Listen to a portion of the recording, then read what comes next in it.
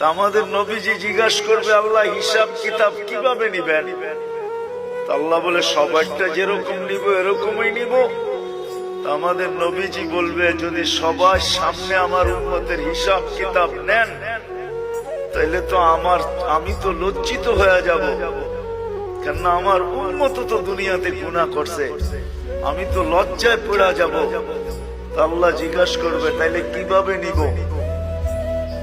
তো নবীজি বলবেন যে আমাকে নিতে দেন, আমি আলাদা ভাবে নেই।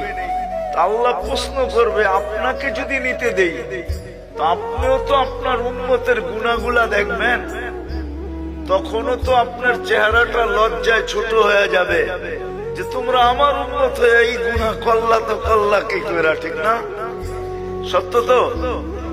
আল্লাহ জবাব দিবে, বন্ধু ওয়াদা, আপনার চেহারা আমি লজ্জিত করব না, বিদায় আপনার উম্মতের হিসাব কিতাব নিব আমি বটে, কারো সামনে না, আপনার সামনেও না, আমি পর্দার ভিতরে নিয়ে নিব, আপনাকেও জানতে দিব না, কাউকে জানতে দিব।